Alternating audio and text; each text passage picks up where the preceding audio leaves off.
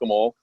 And what a great opportunity. That some of the things about, when bad things happen and you're sort of dealt lemons, you make lemonade, and that's what we're doing today. We with this extra moment in time we have, it's amazing how much communication's been happening across the Zoom platform and other FaceTime platforms between people that, in some cases you haven't met up in a long time. My wife was meeting with her Cal Berkeley friends that she used to swim with and live with back in Berkeley in the mid 80s, 2 nights ago. And there's just a lot of cool things going on. So this is one of the cool things right here. And Dave, thanks for organizing these calls and these meetings. And when you're putting these together, I happen to be talking to Dave Denniston. He's the head coach at University of Wyoming for the men and the women. But he, when we were talking, I was saying, I'd love, if possible, for you to talk to my stingray swimmers, because I think your perspective is very unique. Your story, though, is exactly what they would all hope to have as their story. And that story being that, which I don't want to ruin anything, but basically when I recruited Dave, it was in his senior year, and he was being recruited by my probably my best assistant of all time, Jimmy Flowers. And in that process, we were able to sign Dave, get him to come to Auburn University. At Auburn, he quickly became a leader and ended up being an NCAA champion individually. And then as a team, he led the team in 1999 to the national championship. So a lot of experience and things exactly what you guys would love and dream of doing. And then his story really just begins then. I'm not going to go any further than that, but just understand he's very experienced. He's been a coach at the highest level, at the Olympic level, at the national level. And currently his Wyoming team is one of the fastest improving teams in the United States. I wouldn't hesitate to send my child out to swim for him, because I know the culture he's built. They came out to UCSD a couple of years ago, and I saw firsthand the culture he has going on at Wyoming. So all you guys still are making college choices, this will be one of the ones you want to put in the mix. And you'll know more about that after you hear from Dave. So let's introduce you to Dave Denniston. Thanks, Dave. Well, thanks, Coach Marsh. Can you guys hear me okay? David, can you hear me okay with this? Okay, awesome. So basically what I think Coach Marsh was telling you is I'm one of the most famous swimmers you've never heard of. I fell in love with the sport at a young age in the state of Wyoming, where I live now. And like a lot of you, developed the dream and the passion to wear that cap with the American flag on it for me, to represent the country that I'm from at the biggest sporting event in the world. I wanted to go to the Olympics, and pursued that for most of my life. And Auburn was a big part of that, but dedicated everything I could to trying to make the Olympic team. As you guys know, in most events, I was a breaststroker. In most events, you got to get first or second place. At finals and Olympic trials, in spite of being ranked second or third in the world at the time, I always fell a little bit short and got a lot of fourth and fifth place trophies, medals that kept me from going to the Olympics. And when you dedicate so much of your life to that sport and you put everything else on hold, there's some inherent risk with that. And after I didn't make the Olympic team in 2004, I went through what a lot of people call the quarter life crisis. I didn't have a job. I didn't make the Olympic team. I lost my hair. It got to be a little bit of a depressing part of my life, where what was I going to do? And what was going to happen next? And I didn't know. I had no clue. I had no plan. And I was wanting to maybe get into coaching as a swim coach, and ended up committing to go to New Zealand. I was going to be a swimming coach in New Zealand. And before I did that, I wanted to leave, spend some time with my friends and my family before I left the US for a couple of years to do that. My favorite place is now 46 minutes from my front door. It's a cabin we have. I don't want to do this right now. How's that? We back? All right. So I was going to the mountains in Wyoming in February of 2005 with a friend of mine, and it was buried under a lot of snow. All the mountains, my cabin, everything was buried under snow. My friend that I was with, we found a little plastic sled, and we were sledding, and we were having a blast. We were going up and down mountains, having a good time, and I lost control of the sled, and in a moment, that fast, I hit a tree in the middle of my back, and I became paralyzed instantly from the waist down.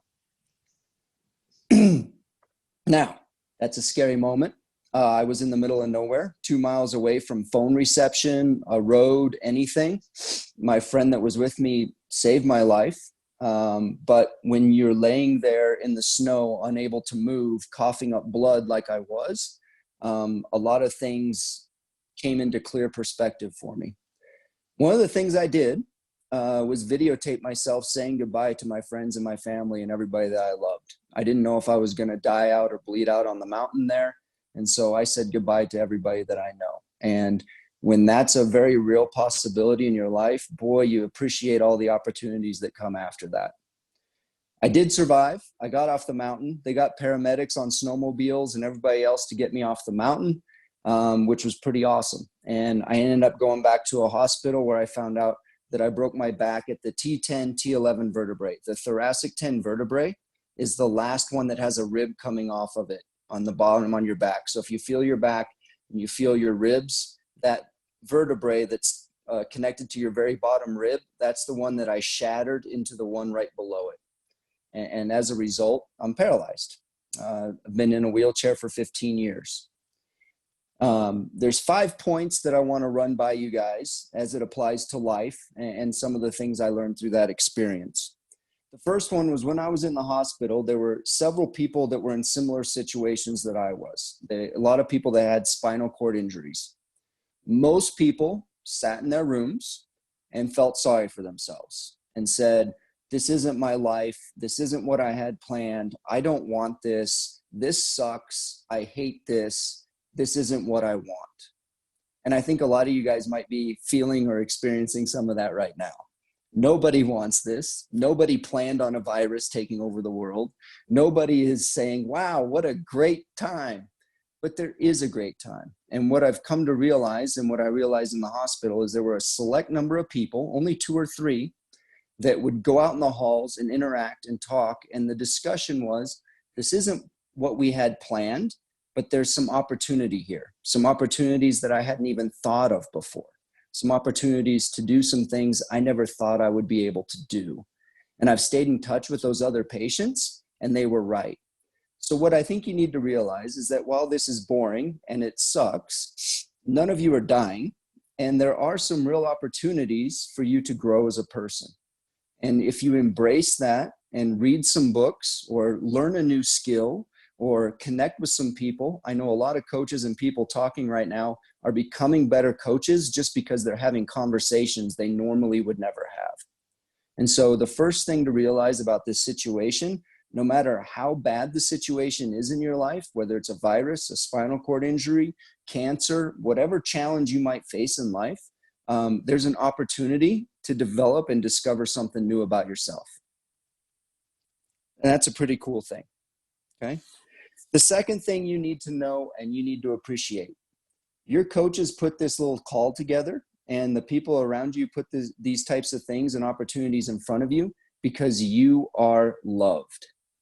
It is one of the things that became very apparent to me when I was in the hospital, unable to move for almost 10 days, not able to move at all. But I had more people reach out and send me flowers and come visit me than I ever knew I had in my life. And what you come to realize is that you are loved. The other side of the coin to that, right now is a great opportunity for you to tell people that you love them. And as a guy, I was always pretty uncomfortable telling other guy friends that I love them. I'd always say, yeah, bro, you're cool. Yeah, man, I like you. You're a good dude. But after going through some real trials and tribulations and realizing that I might lose some friends in this life, I do not hesitate at all to tell anybody in my life that I love them. And if you get that opportunity, which I'm sure you will in the next few days, don't hesitate to pick up the phone or even tell your parents that you love them. It's amazing how powerful love really is. And that's something that I grew a bigger appreciation for after breaking my back. Like a lot of people who break their backs, I wanted to still be active. I wanted to do a lot of different things. But one of the biggest things that anybody after they sustain a spinal cord injury wants is the ability to walk again. And I went to a place in San Diego. It was called Project Walk. I don't know if it's still out there. I think it might be. But it was a place that helped people with spinal cord injuries learn how to regain and reuse some function through the paralyzed limbs that they have. I was able to get up to where I took over 350 steps with the help of a walker. But through that process, what I learned and discovered was what I never discovered as an athlete. And as an athlete, I found that there were a lot of really tiny little muscles in my knees, in my ankles, in my hips, in my shoulders that are there to stabilize the bigger muscles and stabilize your bones that you can make incredibly strong.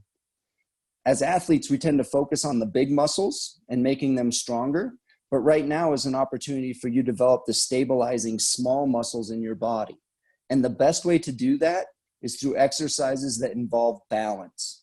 Whether you're on a physio ball, whether you're, standing on one foot doing an exercise, anything that requires you to go off balance a little bit is going to make you a better athlete. Find muscles that you never knew existed.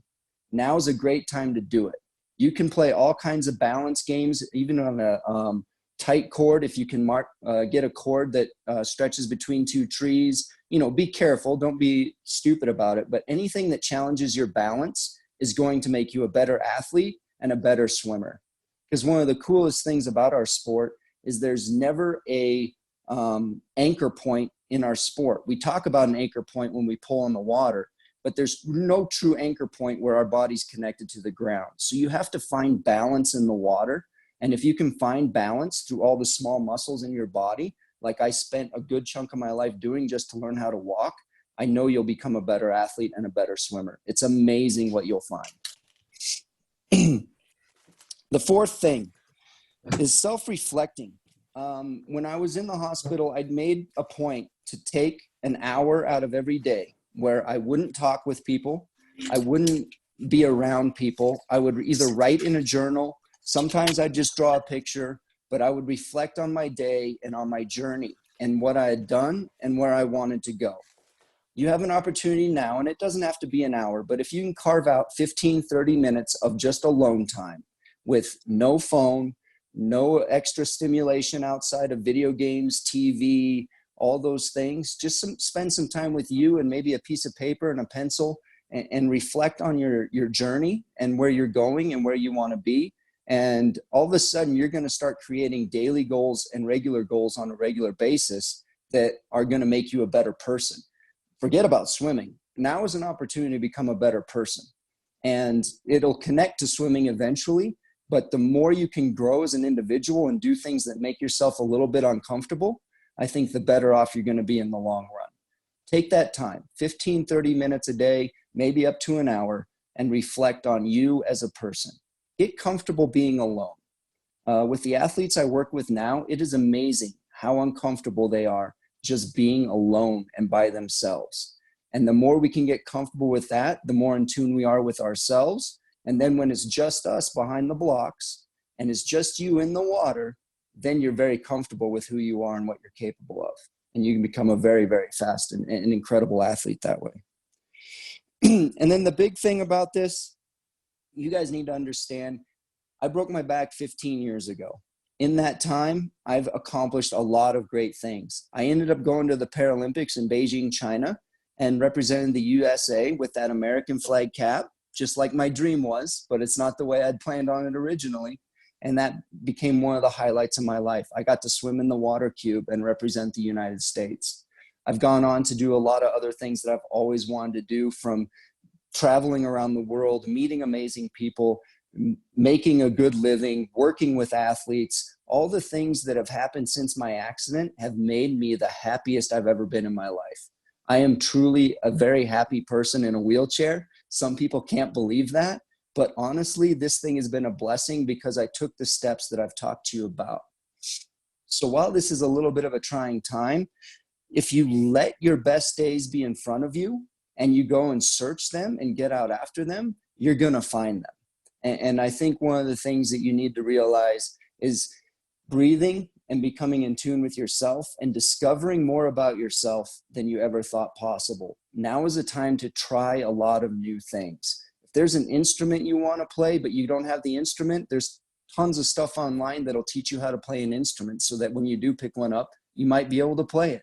If there's something you want to learn how to draw or paint, paint it. If you want to finish a chore or something you've always kind of wanted to do, now's an okay time to figure that out and learn more about yourself. Because your best days in front of you have nothing to do with money.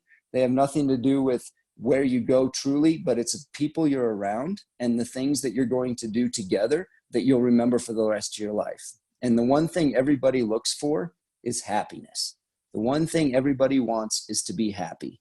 And while you might not be real happy now, staying at home and doing a lot of nothing, happiness ultimately is a choice. And you can decide if you're going to be happy or if you're going to be sad.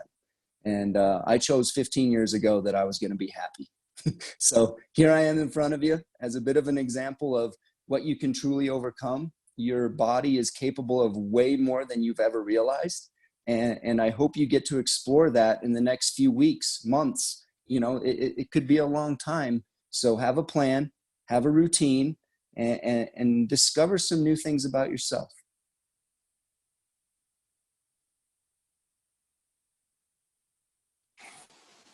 That's excellent. I appreciate that a lot. That's Yeah, it's exactly what I think a lot of people need to hear, and myself included. sure. But you know, I think your example and the positive nature of how you've moved forward is just, you know, it's not necessarily the path that you want, but it's the path you've got, and so you make the most of it. Well, your path is what you look for. So if you're looking for the negative things and the things that annoy you and the things that are terrible, that's what you're going to find. If you're looking for opportunities and if you're looking for positive things in your life, that's what you're going to find. And since breaking my back, that was one of the biggest changes I've made in my life.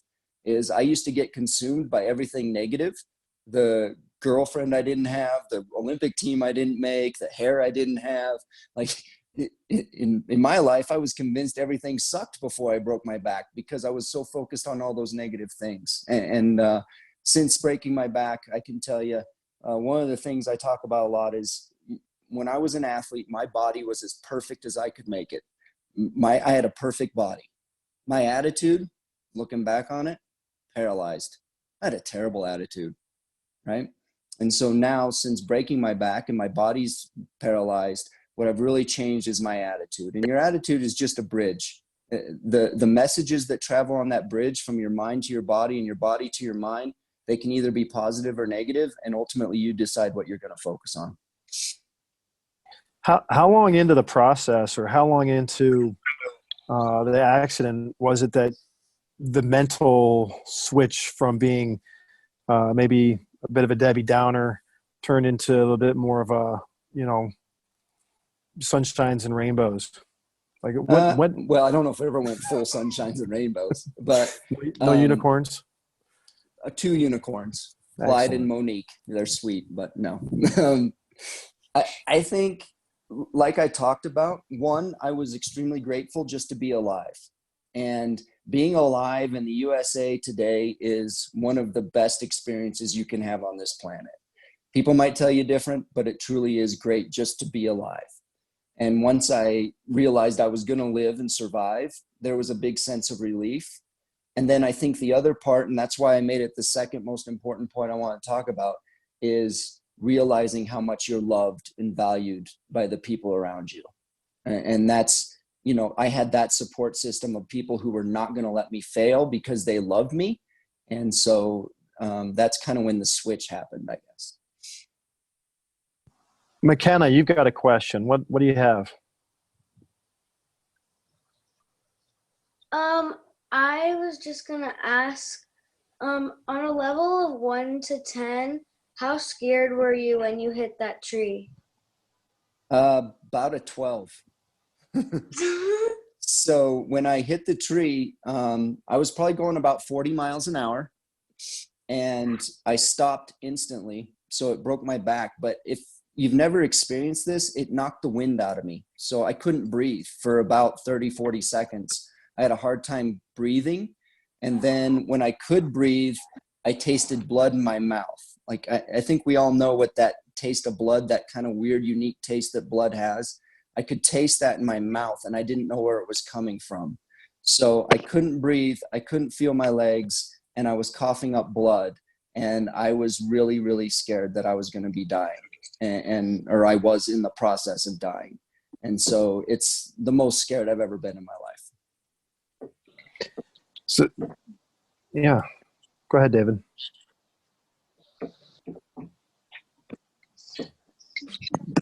Well, I'm what, you talking about me? Yes. Yeah, it looked so like you popped up. No, here's I was listening to Dave, and I'm just trying to, Dave, these guys are in high school right now. They're sort of with the coronavirus going on, they're not the largest at risk, although we know that young people have had major problems with having the coronavirus, so you guys do not want to get it. But they're really, in some ways, really having to sacrifice some things for others so they don't get others sick also, like their parents, their grandparents, their friends, and other people around them. And so do you have any sort of, when you were in San Diego with other people, or when you have been even with your team at Wyoming, are there situations where you see that sort of self-sacrifice and what that does in forging character and helping people grow? Do you have any examples of that? Well, you bring up a word that I think a lot of people in this day and age struggle with, and that's the idea of sacrifice. Because when people think of sacrifice, all they think about is it's giving something up. And that's only the first part of the puzzle. Sacrifice is truly giving something up for something better down the road. And so you got to think of it that way of, yeah, you might be giving up time or some opportunities right now because of this virus, but it's so everything can be even better in the future. And I think we lose focus on that part of it, that yes, there when it comes to sacrifice, there's a lot of negative emotions wrapped up in that, but understand that sacrifice is truly about making yourself better and finding a better and new opportunity in the future. And if you can keep that in the back of your mind, and if you can keep that part of it as part of this whole time that we're going through, things will get better. Things will get really good. And that's why I think, taking this time for yourself to be a little selfish in your own growth is an okay thing if that's part of your sacrifice. But don't think of sacrifice as just giving something up and losing it forever. Sacrifice is giving something up so you can have a better future.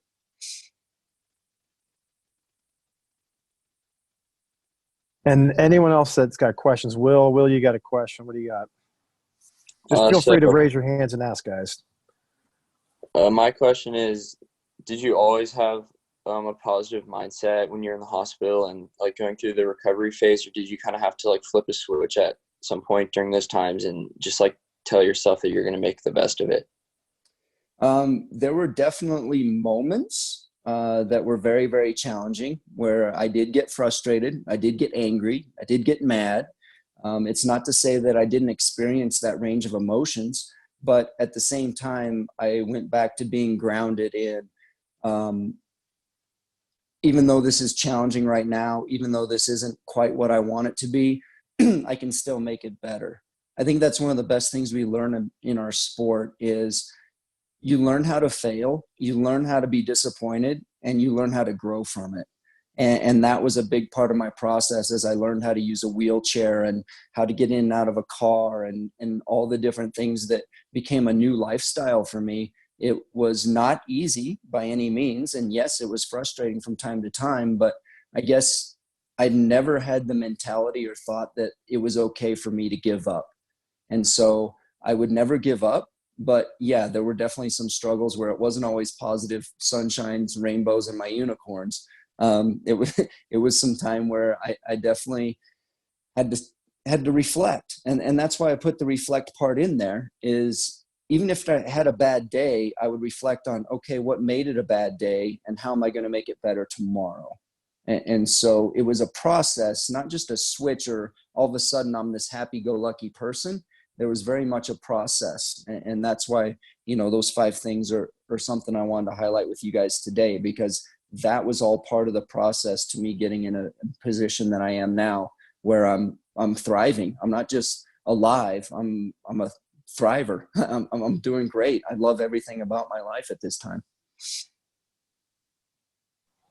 And this may be a question more for David, but maybe not. Well, I guess there's 3 of us. So the question would be, is how did the people that were around you when you were at the highest end of the athletic spectrum, how were they either surprised or maybe completely not surprised in the direction you've taken, these last 15 years, if that makes any sense?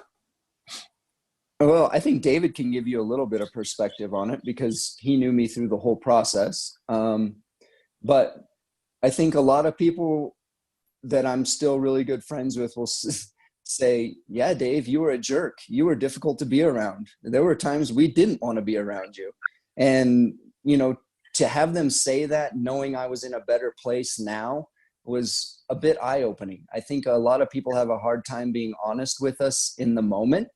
But when you reflect and you go back into the type of person you may have been or how you've grown, it makes you feel good, and it encourages you to continue to do the right thing or the best thing. I don't know, David. I think also, I would add Dave to this. Yeah, and Dave, in terms of having Dave as a college coach, it was like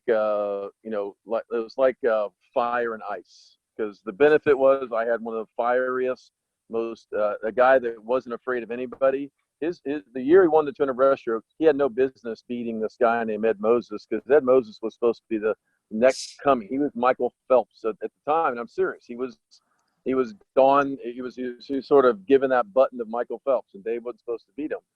And that didn't matter today, because he had that fire and he had that sort of inner competitiveness that has served him well even to this day now as a head coach of Wyoming.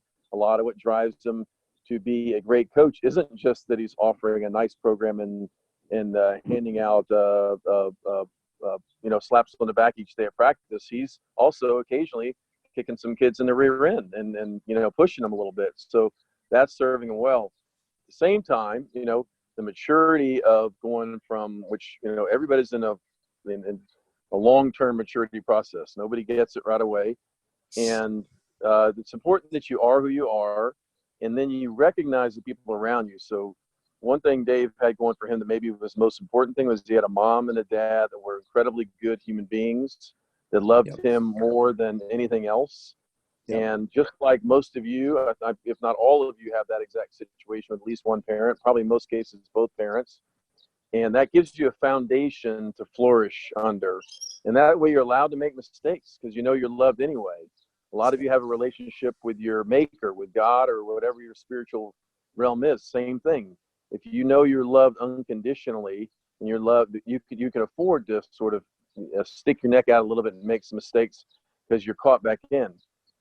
Dave was mentored by Jimmy Flowers in this window at the time. It happened to be that Jimmy was his coach. Now, if you were to tell me who would I put a person like Dave Denniston, who's going through an incredible transition, who would I put in his life to help him go through that? I would probably, my number one person of all time I've ever met would be Jimmy Flowers, and that's who took Dave through this. So a lot of this is who you surround yourself with.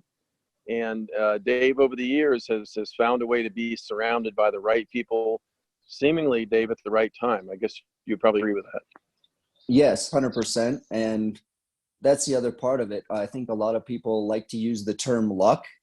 And luck is, you have control over your luck.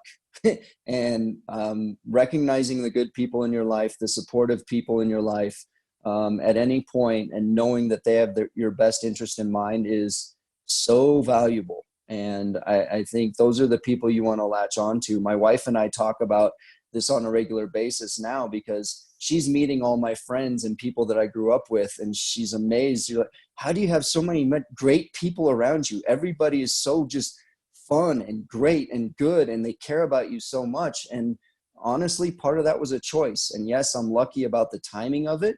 But I think on the other side of it, a lot of that was not by accident. That's excellent. Hey guys, seriously, if you got questions, I want you just to not hesitate and toss some stuff out there. This is your guys' opportunity to take advantage. So I'll warm what you do you up got? here. I'll warm you up with one more. This is pertaining to the high school kids. So Dave, these are high school swimmers for the most part. Some are junior high, but they're all aspiring toward higher levels. And you were that swimmer at one point in time when you were 11, 12, 13 years old. I think you were racing a guy named Justin at one point. But Yep. can you share like maybe a story from, because you obviously ended up an Olympian, you ended up one of the best breaststrokers in history. You guys ever want to see Dave, go to Go Swim, and that platform has a lot of his old videos, because he had a very unique style of swimming at that time, because he wasn't a very good kicker. Nope. He was not, the kicking was not his thing. He figured out how to get his body to move through the water more like a slinky, we called it back then. But Yep. it's really, it was what would nowadays used to be a modern day Molly Hannes, where he figured out how to get through the water fast, and it wasn't necessarily in the traditional style. But Dave, you were in their shoes at one point. Do you have any good stories or any memories of maybe either breakthroughs or even disappointments when you were going through their sort of stage and age? Well, I think one of the big things is you're developing right now growth and muscles at different rates. And so in the big state of Wyoming, where I grew up swimming as an 11, 12-year-old, I was the best breaststroker in the whole state. That means I beat 5 people. But I aged up, and I'll never forget the first time I aged up to the 13, 14 age group, because there was a guy in the lane next to me named Phil Reard, and Phil's dad was his coach. And there were a lot of people who were pretty sure that Phil's dad was a sergeant in the army somewhere, possibly Germany, because he was always yelling, always screaming, super intense. They had to do workouts during swim meets. And Phil, as a result of this, at 13, 14 years old, I mean, the guy was developed. He had muscles, biceps, triceps, lats. And I was still counting ribs up here. You know what I mean? So I was a skinny little twig. And then I got a glimpse of the guy on the other side of him. And David mentioned him. His name is Justin. His real last name is Capinas, which was kind of funny. But you didn't make fun of Justin, because he kind of became a man when he was about 8 years old. He was shaving when he was 13, 14 years old. I thought he was, somebody's dad, to be honest with you. He looked like Chewbacca in a Speedo, right? So I had these two just monster hulking guys on each side of me. And I remember the 100 breaststroke that I swam against them well, because I was watching them the whole time. I was watching Phil as he was swimming. I was like, wow, his muscles ripple under the water, And I hit the wall with the side of my face, because I wasn't even paying attention where I was going. And then I'd turn and I'd be staring at Justin. And Justin had just this, moved so much water, and there was so much hair, and it was gross. But he was way ahead of me. And then I was staring at Phil's toes and kind of thought, wow, his toes are even muscular. This is pretty amazing. And then, I don't know what happened to Justin. I thought he was swimming with a poodle at one point. It was a whole debacle. Regardless of how big and scary those guys were, they absolutely destroyed me. They beat me in that race in an embarrassing fashion. And what I come to realize, and what I realized after that, is that they beat me because I was focused on them. And what I learned from that meet is that you can only control the things that you can control. And one of the only things that you can control is yourself and your own attitude. I couldn't control what Phil was going to do. His dad could, but no way. I didn't have a chance. And Justin, not without a weed whacker. All right. That guy was just a Sasquatch. The only person in every scenario, at every level of this sport, whether it was at the age you guys are at now, where you're developing at different rates, or being one of the best in the world racing guys who are world record holders, is the only person you can control is yourself. And that transpired to even my pre-race routine. As you develop these things and find a routine that you do in life, one of the things that I would always do is I like to feel the water on my hands. So I would kneel down next to the pool and I would get my hands wet in the water. And then I would throw water to the left side because nothing over there mattered. And I would throw water to the right side because nothing over there mattered. And then with both hands, I'd throw water down the middle because that's where I was going to go and that's what I could control. And in my mind, that was one of the things that allowed me to focus in on the moment. However you do that is up to you. But I think one of the biggest challenges people have throughout their whole life is just truly being comfortable with and understanding that you can only control the things that you can control. That's good. I had somebody ask me if it would be possible for you to repeat the 5 things again. Yeah. Just in terms of, for anyone that wasn't writing down, that maybe grabbed a pen and Yep. a pencil. I'm like, wait a second, I want to write these things down again. Yep. So the first thing with this is it is unexpected. It's nothing anybody planned on, but it's also an opportunity to grow as a person. So see this as an opportunity, not a quarantine or something that's holding you back. It's something that is giving you a chance to do something you have never done before in your life.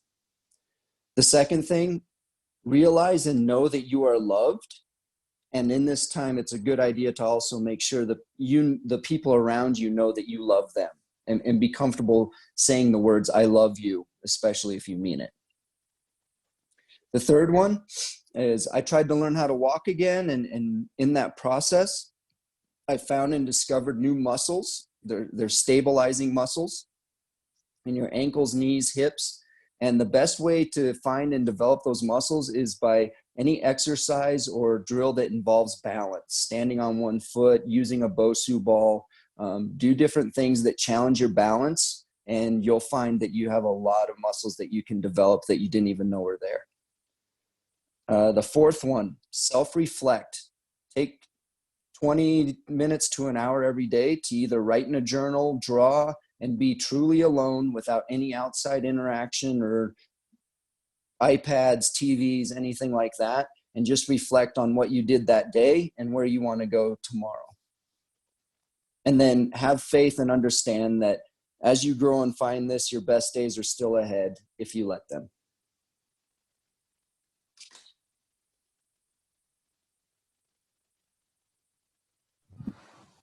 Excellent.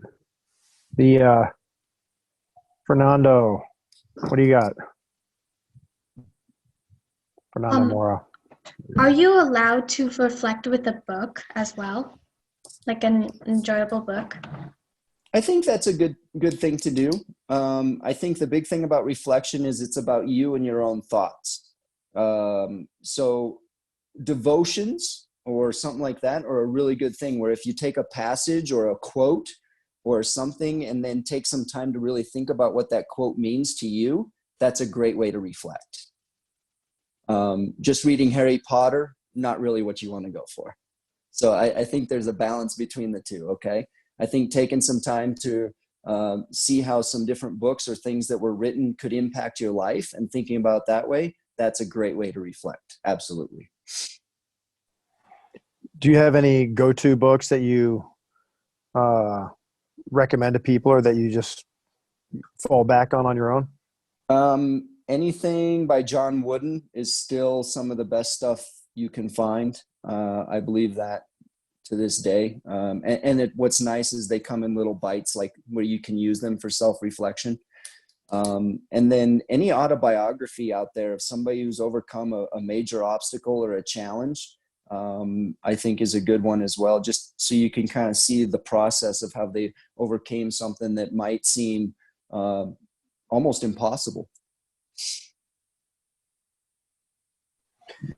All right, so someone else has got the right mindset asking the question about the antlers in the background. So do you do any hunting?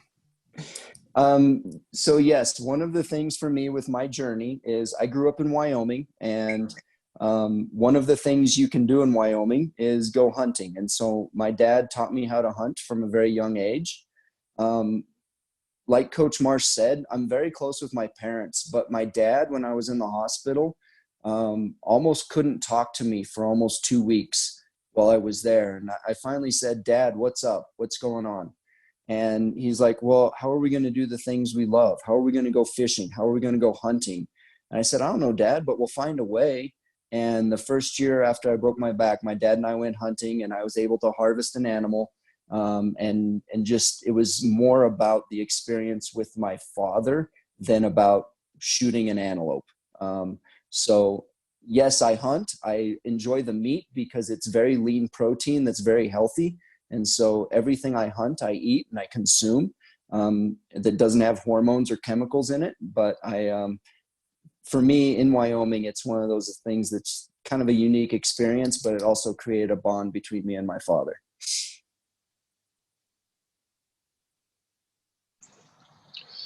I got a question for you, Dave, and again, it pertains to everybody that's on the call. Dave's one of the best up-and-coming young coaches in the country for college swimming, and he has a men's and a women's team. They continue to improve. He can't on this call recruit you to Wyoming, but he can talk to you about the process of recruiting. That's within the rules. So I was going to ask Dave, if you have, if you're, anywhere between, we have 12 to 17-year-olds on the call, and maybe a couple of it younger, a couple of it older, but that's sort of the range.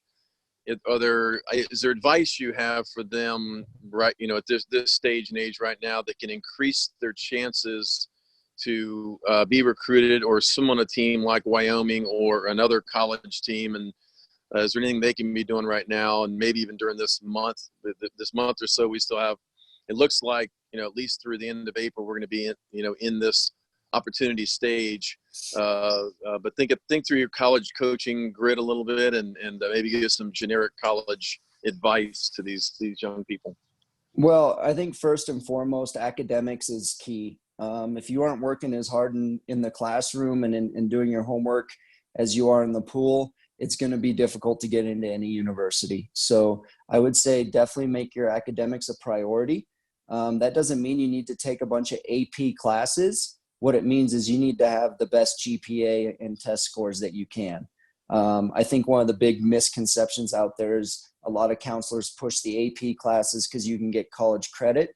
But if it hurts your GPA, that's going to make a bigger impact on a lot of academic scholarships that you can get in the future.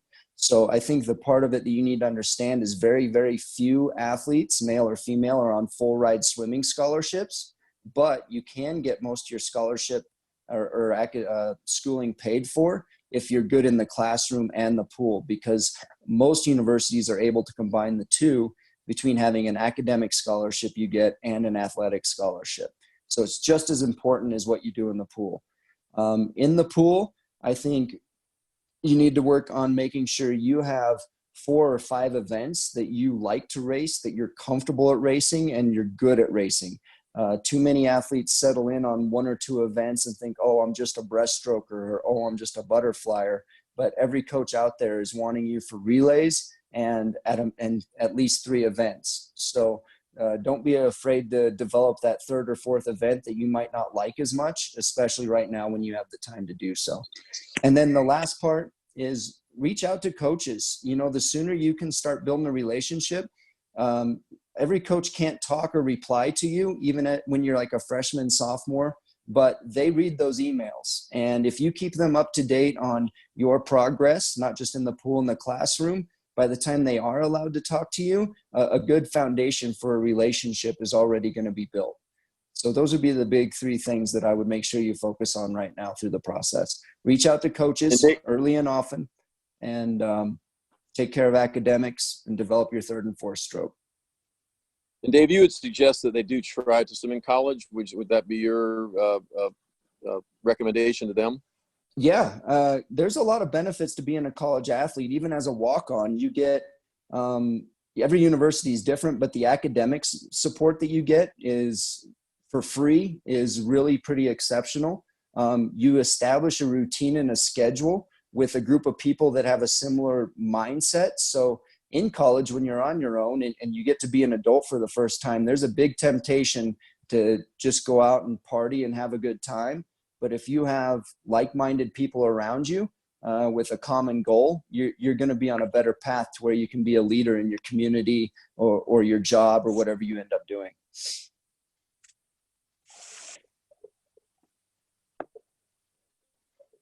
All right. I know Lucius had a question. What do you got, Lucius? Yeah, did you have a plan for your career or for swimming when you first got out of the hospital? No. I was, well, actually, David, when he came to visit me in the hospital, which was, you talk about people knowing how I was loved.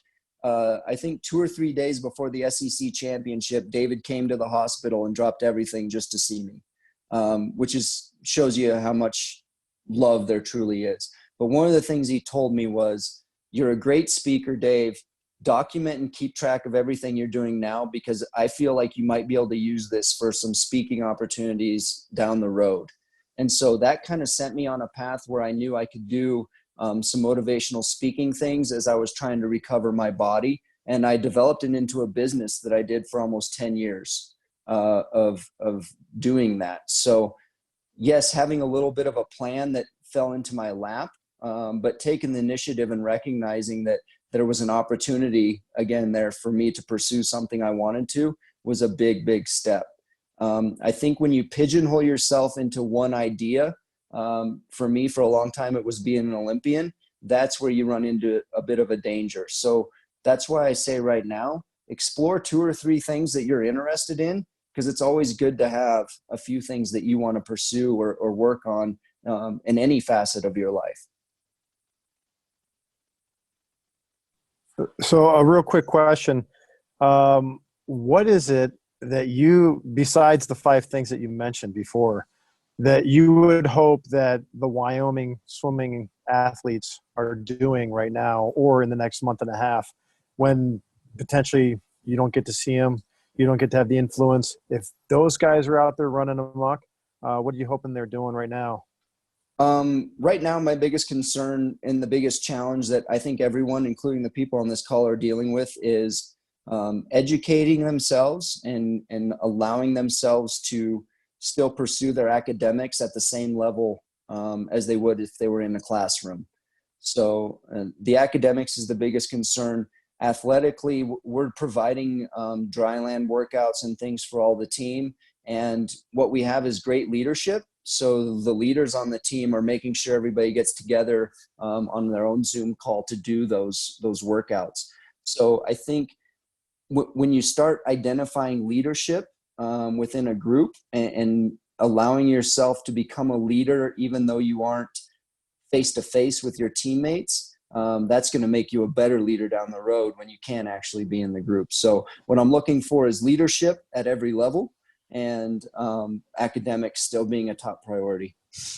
Have you seen some leaders emerge that maybe weren't leaders before, but maybe all of a sudden this is a new avenue for them, and you're like, wait a second, I wasn't expecting this one? Oh yeah, no, it's kind of interesting because what you see in the pool is very different from what happens in the cafeteria, the locker room, the classroom. And some of the people who are quieter tend to be more vocal when a coach isn't around. And that's a great leader right there, because then you know that they're holding each other accountable in the best interest of making themselves better. And so, yeah, a lot of people have taken this time, this opportunity to develop some of those leadership skills. And sometimes it's just seen in the form of being a friend. I think our team likes to spend a lot of time around each other, and they care and love each other a lot. And being apart is challenging, like it is for everyone. And so the people that are connecting with each other are the ones who tend to be the best leaders. And it isn't even about, hey, are you doing this? It's more about, I miss you. What are you up to? Oh, that's a great idea. Have you tried doing this? Speaking of that, I got a couple of people here just out on a run. They want to say hello to you, Dave. Hey. How are you? I'm good now. Hi, Stingrays. Miss you. Yeah, hey, guys. Hi, Kristen. All right. Thanks, Dave. Yeah. Yeah, That was you're awesome. welcome. Good to see you guys. And and actually, Maddie and I were at the swim labs, the endless pool, a little bit while ago. So we've all been around a little bit here and there. Good. But Good. Stay Dave, active. Dave Cook, you got anything else? I'm actually taking up fishing quite a bit. I actually caught a couple sea perch, and still waiting to get my first halibut. But I've been doing a good amount of fishing in this window of time. So and I love to fish, so this gives me a chance to get back and do something I haven't done in a while. Absolutely. Send me a picture when you get one. Well, I think I got maybe one or two more questions that are floating out there, and then we could probably wrap this up. Sounds good. Okay. I go. This is Javi. I'm one of the assistant coaches here at Team Elite, and I also help with the Stingrays. So thank you for taking the time of talking to us. We really appreciate it. And coming from your story, because every time I hear it, I hear a little bit different, and it become more interesting to me. Mm-hmm. So we are so, like, especially in club swimming, we are so focused on times and I need to get this done. And we are, especially nowadays, we want everything right now in the moment. So we don't focus too much on the process. And I think, like, for you, was more like a craft on the process that you were becoming, like the new person that you have to become, learning all the new things that you have to learn. And it didn't happen immediately, I guess. So if you can tap a little bit that into the process of learning to love the process of what you're doing and not just focusing on the end goal that we have. So I think what you become aware of as you get older is there are little spikes in life. So if you're wanting that instant gratification, that's a spike. But what's going to happen after that is you're going to drop way down. And if you're looking for everything to happen in a moment, then you're going to look on those moments and have that spike and drop, spike and drop. As you get older, those spikes are part of what kills you. You get so frustrated. It becomes exhausting. And so what you find is a little bit more of a methodical process in creating a wave versus a mountain in what you want in life and what you're pursuing in life. And then you create that steadfast steadiness of growth.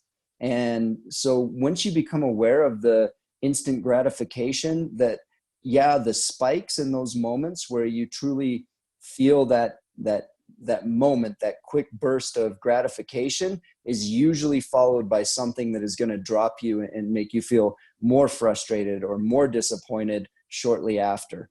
And what you find is there's just the process of growing as an individual is a wave and not necessarily a mountain. Yeah, that makes a lot of sense, guys. So pay attention to that. That's probably more profound than you guys know. One more question from Catherine, and then we're going to let you enjoy your snowy Wyoming evening. Catherine, what do you got? My question is, like, what are some ways that you recommend, like, people clear their heads and, like, have perspective, I guess, kind of like what Javi, I guess, was saying about, like, loving the sport, but just, like, what are some ways you recommend people, like, have perspective on, like, life, I guess? Perspective in general. I think one of the big things, and my athletes rely on this a lot, don't underestimate the power of music. And music without lyrics, a lot of classical music, a lot of those types of things allow your brain to go into a place where you gain new perspectives. And so I think using music as a tool right now is something that will help you find a perspective that you like. And it's been proven the harmonics of music and what it does to your soul and your nervous system has a pretty calming effect. It can also stimulate you, obviously, but find the type of music that helps you stay calm and helps you gain that type of perspective. I think will help you overall in terms of staying grounded in this time and exploring different types of music that you might not have normally listened to. Good question. Really good. Yeah, coming up with a gold medal question there at the end, Catherine. Nice. That's what we want to end with a grand slam. So, Dave, listen, I appreciate it. I know I've got this recorded and I'm going to get a chance to go back and watch it and keep stealing stuff. And just thank you. Just thank you for your time and your efforts and just keeping that positive attitude. And yeah, hey guys, that's going to be it. And thanks if you guys jump everyone. in and give a little I quick thanks, appreciate that'd be it. awesome. Thank you. Yep. Thank Thank you. you. Go Cowboys. Thank you Yeah, so much. thanks again. I'll be cheering for you.